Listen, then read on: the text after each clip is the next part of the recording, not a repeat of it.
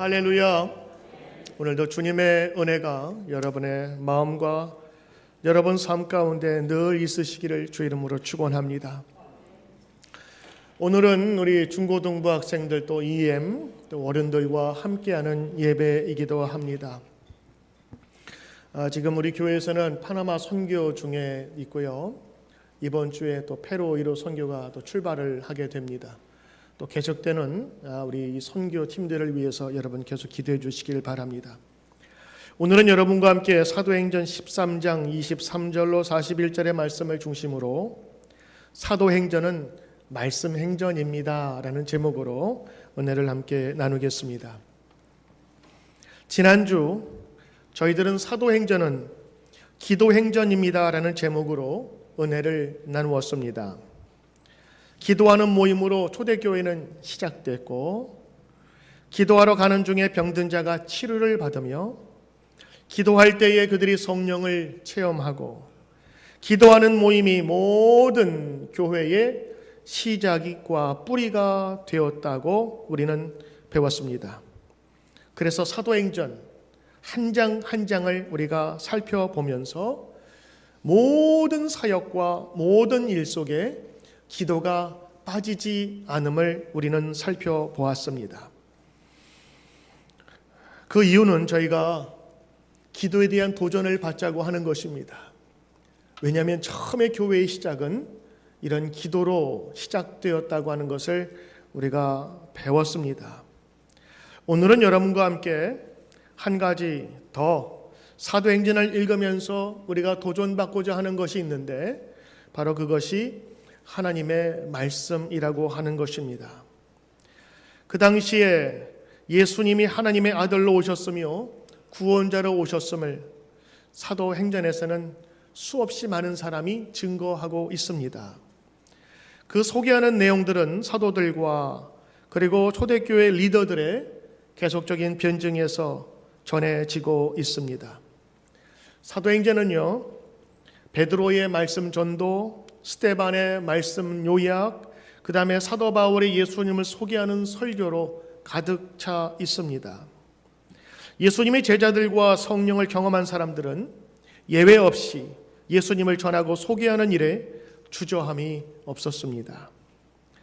사도행전을 기록한 누가 선생님은 이 초대교회의 부흥의 역사를 데오빌로라는 사람에게 소개를 하면서 오늘 누가복음과 사도행전을 기록하고 있는데, 데오빌로만이 아니라 사도행전을 읽는 모든 분들에게 이 복음의 내용을 전하고 있는데, 그 전하는 틀이 바로 설교라고 하는 것을 통해서 전하고 있습니다.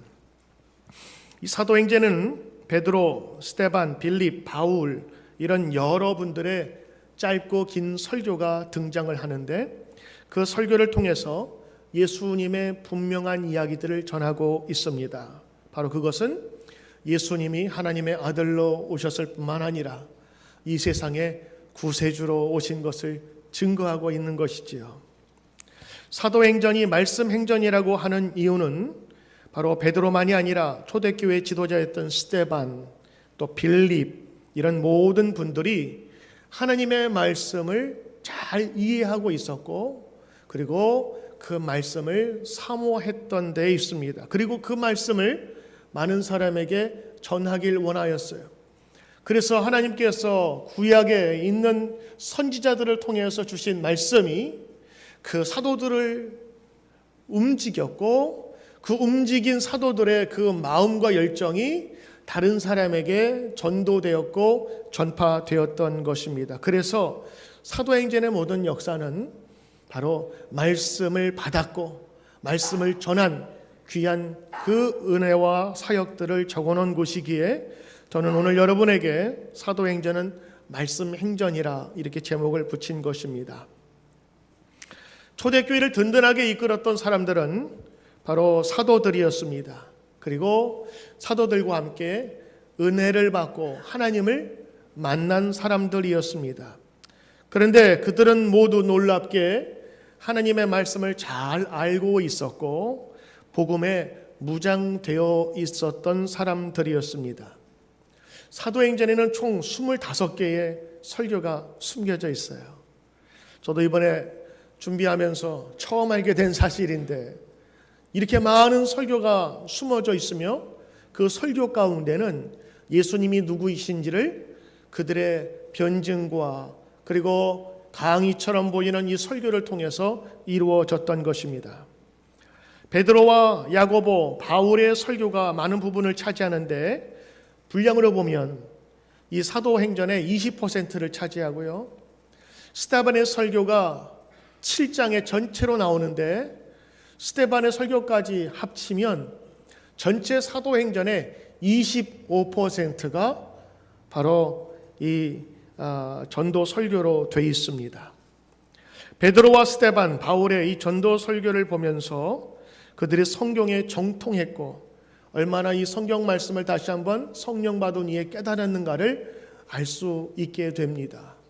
그래서 지난주에 말씀드린 것처럼 사도행전은 기도로 시작하고 기도로 역사를 이루는 행전이기도 하면서 복음, 예수님께서 이 세상에 오신 참된 기쁨의 소식을 제자들로 하여금 전하여 주는, 그래서 사도행전을 쭉 읽기만 해도 예수님이 누구인지를 알 수 있는 귀한 성경인 것입니다. 저는 오늘 여러분과 함께 다 살펴볼 수는 없지만 세 분만 간단하게 살펴보려고 해요. 첫 번째는 베드로입니다. 피터. 베드로는 이 설교를 통하여서 하나님께서 역사하신 은혜를 전하고 있습니다. 첫 번째 베드로가 설교를 하게 된 그 배경에는 오순절 성령 강림 사건이 있었습니다. 그들이 모였을 때에 함께 모여서 은혜를 받으며 성령 체험을 했습니다.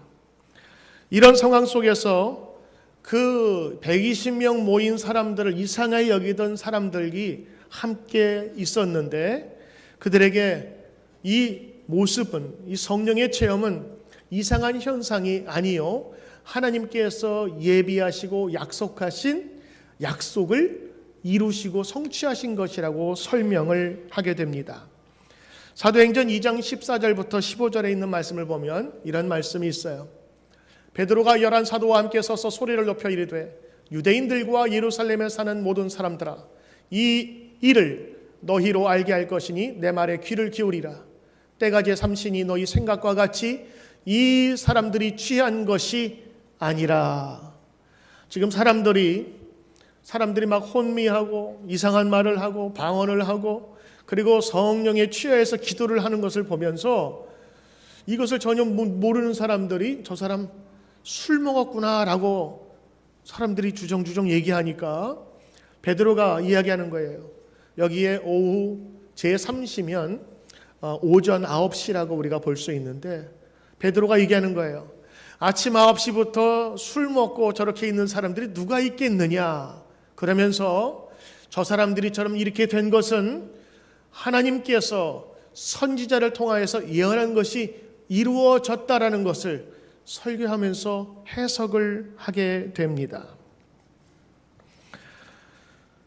사도행전은 바로 이 베드로의 설교를 통해서 이 성령 강림의 역사는 요엘서에 예언된 사건이라고 하는 것이죠. 그래서 여러분들이 성경을 읽을 때에 내 영을 만민에게 부어주리니 너희 자녀들은 장래일을 말할 것이며 너희 늙은이들은 꿈을 꾸며 너희 젊은이들은 이상을 볼 것이며 라고 했던 이 성경의 이야기는 요엘서에 있는 말씀을 그대로 가져온 것입니다. 그래서 여러분 성경을 읽으실 때에 옛날 성경은 이런 구별 없이 쭉 똑같이 돼 있는데요, 요즘 성경은 이런 구약에 있는 말씀을 따로 이렇게 짧게 편집을 하거나 색깔을 달리하거나 아니면 그 앞에 보면 기역, 니은이 이렇게 표시가 되어 있어요. 그것은 뭐냐면 구약 어디에서 갖고 왔으니까 참조하라고 하는 표시인 것입니다. 그래서 베드로의 이러한 설교는요, 자기 개인적인 체험의 간증만이 아니라 요엘서, 선지서에서 이러한 말씀이 있었다는 것을 그가 대언하고 있는 것입니다. 두 번째 베드로의 설교의 특징은 이 성령 강림의 사건이 예수님의 사역의 결과로 이루어졌다는 것을 말씀해 주고 있어요.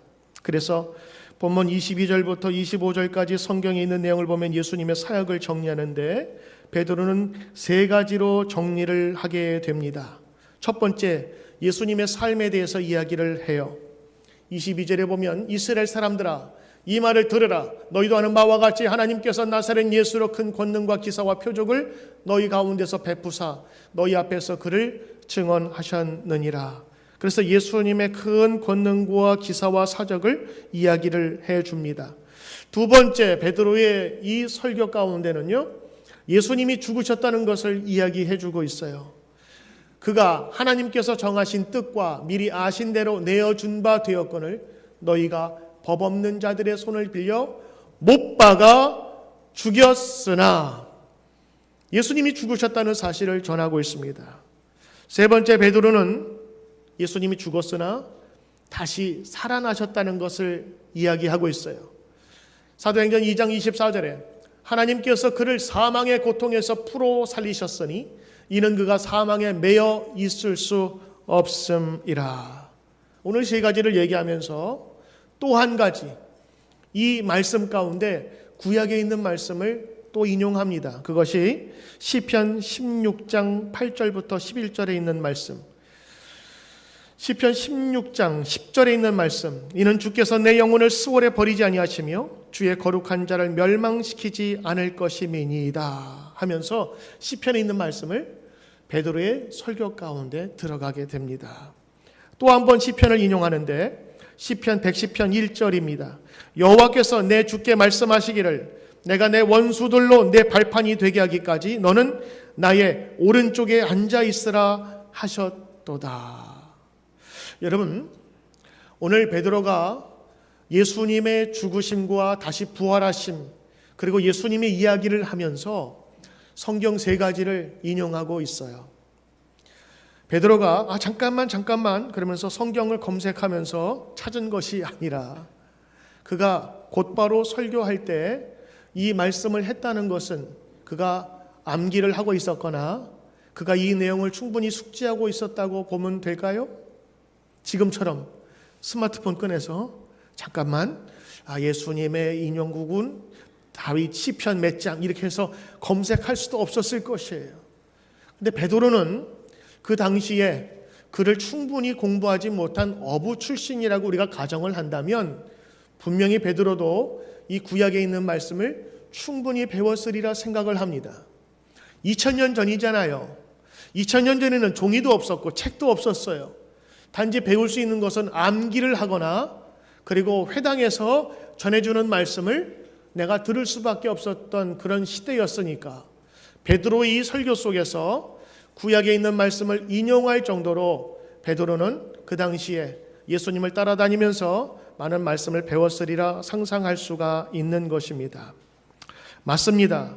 오늘 이 베드로의 설교를 통해서 십자가의 죽으심, 무덤의 묻히심, 그리고 예수님의 부활하심, 이 모든 것을 우리가 볼 수 있는 것입니다. 그리고 오늘 베드로는 32절에 이렇게 이야기를 합니다.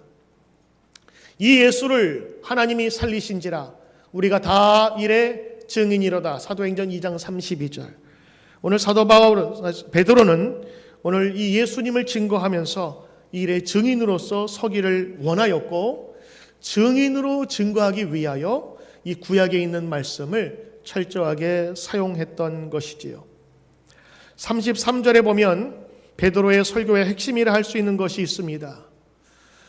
사도행전 2장 33절 하나님이 오른손으로 예수를 높이심에 그가 약속하신 성령을 아버지께 받아서 너희가 보고 듣는 이것을 부어주셨느니라. 약속하신 성령입니다. 약속했던 성령이 이제 이루어져서 지금 이 수많은 사람이 성령을 경험했다고 하는 것을 이야기해주고 있지요. 그리고 오늘 결론으로 36절에 이렇게 얘기를 합니다. 그런즉 이스라엘의 온 집은 확실히 알지니 너희가 십자가에 못 박은 이 예수를 하나님이 주와 그리스도가 되게 하셨느니라. 여기까지가 베드로의 첫 번째 설교입니다. 베드로의 설교의 내용은 예수 그리스도에 관한 변증으로 가득 차 있을 뿐만 아니라 이것을 설명하기 위해서 구약에 있는, 지금은 구약이지만 그 당시에는 구약과 신약이 없었으니까 성경, 자기가 알고 있는 하나님의 말씀을 새겨서 전도할 때, 예수님을 이야기할 때 근거로 사용했던 것입니다. 저는 베드로가 이렇게 설교했다는 자체가 너무 놀라워요. 그리고 또 하나, 성경을 인용하면서 그가 깨달았다는 것도 너무 놀랍고, 그 전에는 요엘이 있는 말씀은 예수님에 관한 이야기가 아니었어요. 그냥 먼 혹은 앞으로 나타날 구원자 메시아에 대한 이야기였는데, 성령이 그들과 함께 하니까 그 요엘의 말씀이, 시편에 있는 말씀이 예수님과 딱 떨어짐을 경험하고 알게 된 것이었습니다. 여러분, 두 번째 사람을 여러분에게 소개하려고 합니다. 그 사람은 바로 스데반입니다. 스데반은 예수님을 증거하다가 돌에 맞아 순교하신 분이기도 합니다. 더 첫 번째는 스데반은 7 지도자 중에 한 명이었습니다. 예루살렘 교회가 사도들의 표적과 기사로 말미암아 사람들이 점점 많아지고, 그리고 전도하고 교제함으로 믿지 않는 사람들로부터 칭찬을 많이 받았습니다. 그리고 은혜 받은 분들이 함께 자기의 재산을 팔아서 어려운 사람에게 나눠주고자 물건과 또 여러 가지 물품을 가져와서 나누게 되었어요.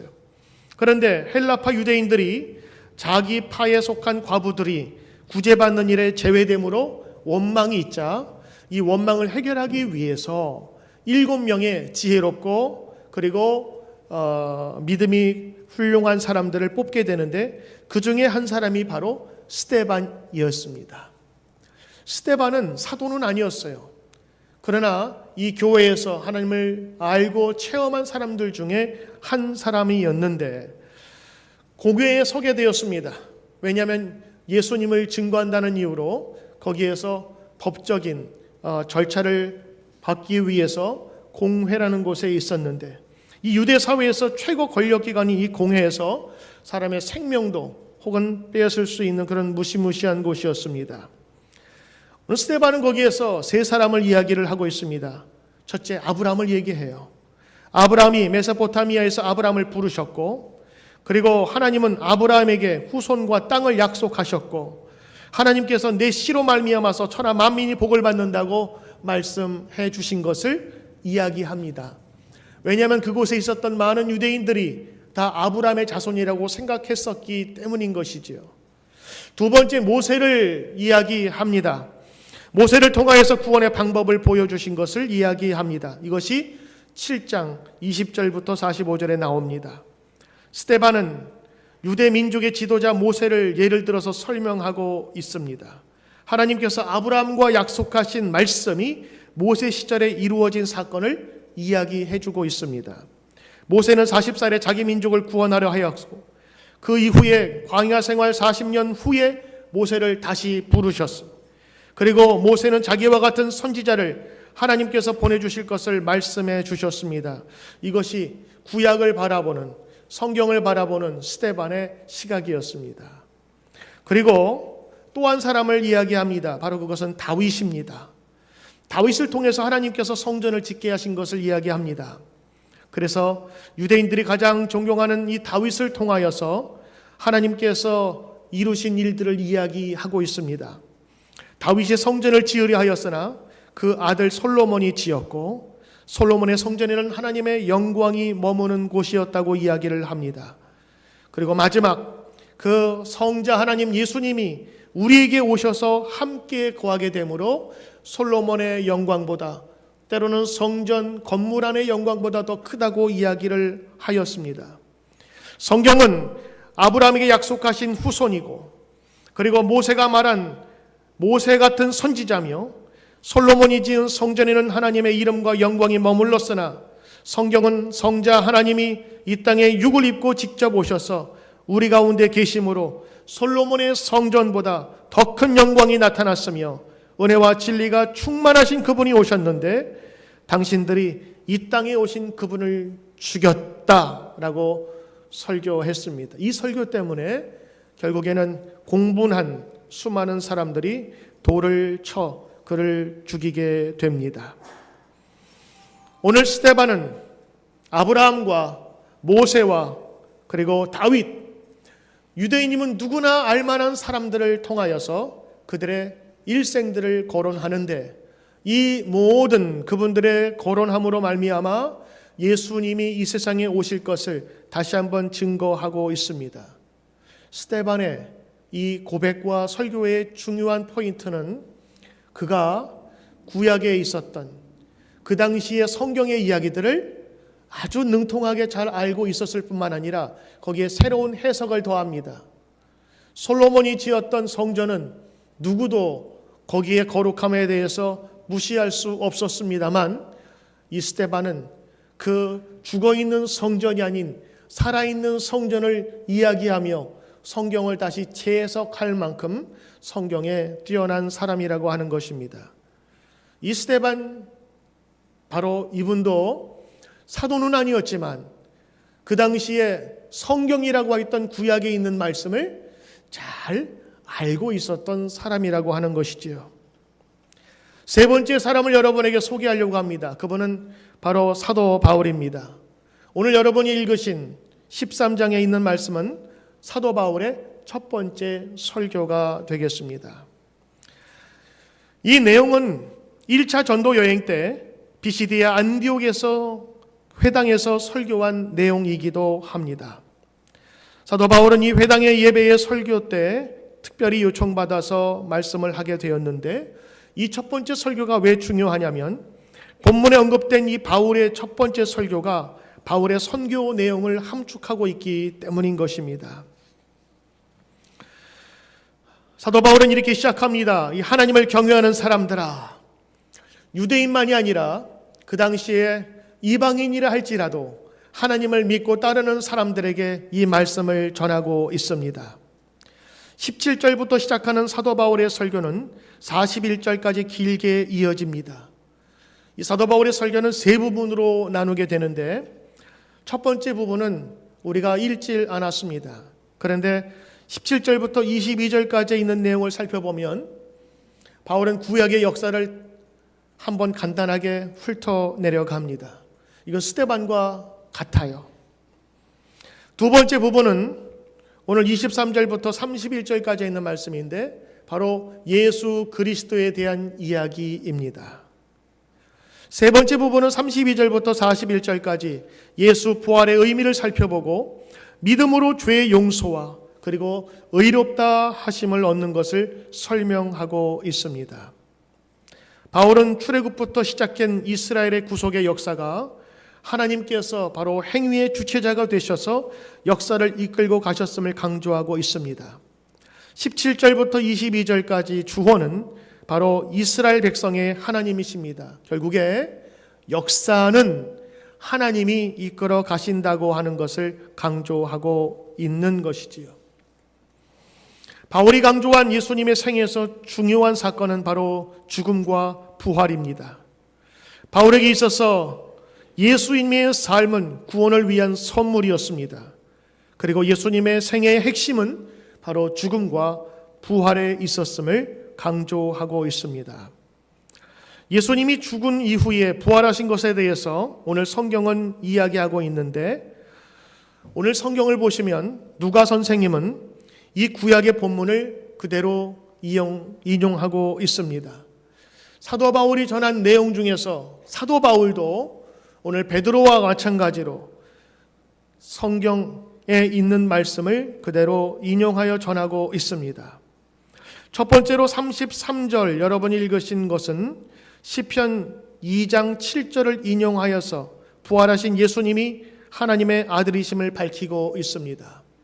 시편 2장 7절에 내가 영을 전하노라 여호와께서 내게 이르시되 너는 내 아들이라 오늘날 내가 너를 낳았도다. 여러분 많이 들어보신 성경일 것입니다. 구약에 있는 이 시편에 있는 말씀이 시편으로만 끝난 것이 아니라 성령 체험을 하고 예수님을 만난 이후에 사도 바울의 눈으로는 이것이 예언에 성취된 것으로 읽게 되었던 것입니다. 둘째로 오늘 본문의 34절에 있는 말씀은 이사야서 55장 30절에 있는 3절에 있는 말씀입니다. 너희는 귀를 기울이고 내게서 나와 들으라. 그리하면 너희의 영혼이 살리라. 내가 너희를 위하여 영원한 언약을 맺으리니 곧 다윗에게 허락한 확실한 은혜니라. 셋째로 35절은 시편 16장 10절을 인용하면서 말하고 있습니다. 이는 내 영혼을 음부에 버리지 아니하시며 주의 거룩한 자로 썩지 않게 하실 것임이니이다. 예전에는 시편을 시편으로만 읽었어요. 그런데 예수님의 제자들이 성령을 체험하고 사도 바울이 예수님을 만난 이후에 구약을 바라보는, 즉 성경을 바라보는 눈이 달라지게 되었어요. 그것은 예전에 말씀하셨던 선지자들과 모세와 그리고 수많은 사람들의 이야기가 예수님을 통해서 이루어졌다는 것을 그들이 믿게 되었다고 하는 것입니다. 여기에 또 다른 숨겨진 하나의 내용이 있는데, 스데반과 베드로와 사도 바울이 그 당시의 성경이었던 구약을 누구보다 더 잘 알고 있었다고 하는 사실입니다. 오늘 저는 여러분과 함께 이런 초대교회를 이끌어갔던 사람들, 그리고 이 사람들은 그 당시에 그들을 이끌었던 지도자뿐만 아니라 일반적인 사람이라고, 일반적인 성도라 생각을 우리가 한다면 그들이 말씀에 대한 열정은 대단하였다고 생각할 수 있는 것입니다. 그래서 저와 여러분이 오늘 이분들의 설교를 들으면서 분석하면서 우리 또한 우리가 가지고 있는 성경에 대해서 더 잘 알고 예수님을 증거할 때에 이 말씀이 우리 가운데 넘쳐나기를 바라는 마음으로 오늘 이 말씀을 같이 전하고 있는 것입니다. 사도 바울은 오늘 이 말씀을 전하면서 분명하게 전하고 싶었던 마지막 이야기를 합니다. 바로 그것은 13장 38절에 있는 말씀입니다. 그러므로 형제들아, 너희가 알 것은 이 사람을 힘입어 죄의 사함을 너희에게 전하는 이것이며, 또 모세의 율법으로 너희가 의롭다 하심을 얻지 못하였던 모든 일에도 이 사람을 힘입어 믿는 자마다 의롭다 하심을 얻는 이것이라. 오늘 두 가지를 전하고 있습니다. 바로 예수님을 통해서 죄의 사함을 받는다는 것입니다. 사도 바울은 유대교에서 자라나 유대교에서 잔뼈가 굵은 사람이고 율법으로는 따라올 만큼 많이 연구한 사람이었습니다. 근데 아마도 사도 바울에게는 풀리지 않는 문제가 있었던 것 같아요. 율법을 지키려고 하면 지킬수록 더 많은 죄를 범한다는 사실을 깨닫게 된 거예요. 율법을 지킴으로 말미암아 구원받기에는 우리 인간이 그 구원을 이룰 수가 없음을 깨닫게 된 거예요. 목이 말랐어요. 그런데 성령을 받고 예수님을 만나고 나니까 그 죄의 사함, 그토록 할 수 없었던, 율법으로는 불가능했던 그 죄의 용서함이 예수님에게는 있다는 사실을 깨닫기 시작하면서 구약, 성경이 다시 보이기 시작했던 거예요. 그래서 시편에 있는 말씀, 이사야에 있는 말씀을 통해서 죄 용서함에, 그리고 하나님의 아들로 오신 구세주임을 성경을 통해서 다시 한번 깨닫게 되었고 성경을 인용하여서 지금 전하고 있는 것입니다. 여러분, 예수 믿으면 죄사함을 받습니다. 할렐루야. 이것이 우리에게는 가장 큰 행복이요 복된 능력인 것입니다.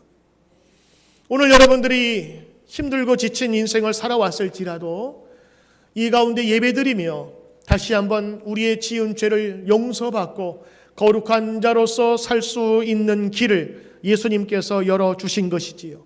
사도 바울이 이것을 깨닫고 나서 그것을 전하기로 결심하고 이것이라면 내 인생을 걸만한 것이라는 것을 그가 선택을 한 이후에 그런 결혼도 하지 않고 이 복음을 증거하기 위해서 자기 인생을 주님께 드렸던 사람인 것입니다. 오늘 두 번째 사도 바울이 전하고 싶었던 것이 있었습니다. 바로 그것은 모세의 율법으로 너희가 의롭다 하심을 얻지 못하였다 하는 일에도 이 사람 예수님을 힘입어 믿는 자마다 의롭다 하심을 얻는 이것이라. 그 당시 앉아있는 사람들은 모두 모세의 율법을 잘 알고 있었습니다. 모세의 율법을 지켜야 구원받는다고 생각했어요. 그런데 모세의 율법 가운데서도 지켜야 할 것들을 못 지키는, 그러므로 말미암아 죄가 더 생기는 이상한 현상들이 생기기 시작했어요.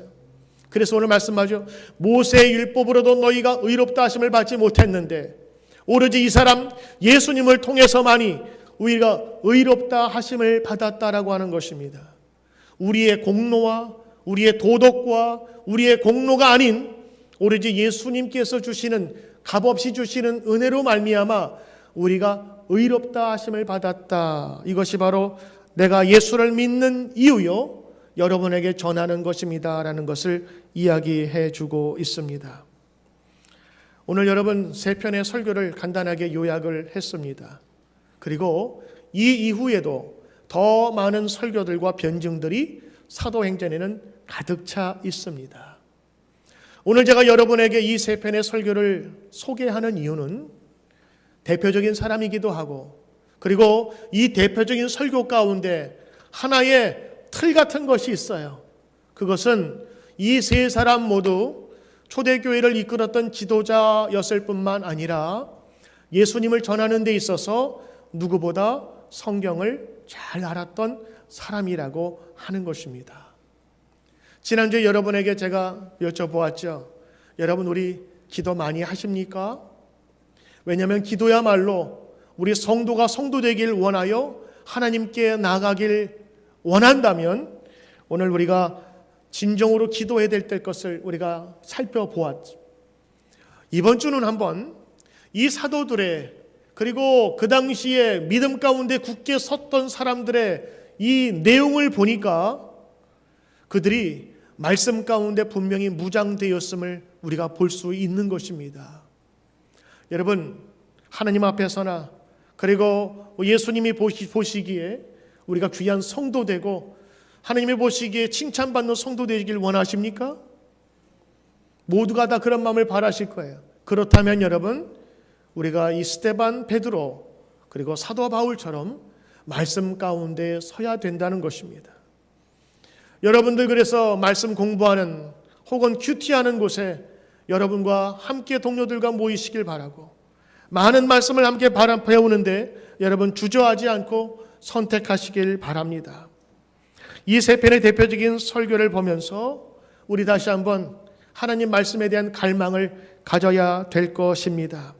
저는 오늘 사도행전을 같이 연구하면서 두 가지를 깨달았어요. 하나, 첫 번째는 그들이 성령을 받은 이후에 그들의 성경을 바라보는 눈이 달라지기 시작했던 거예요.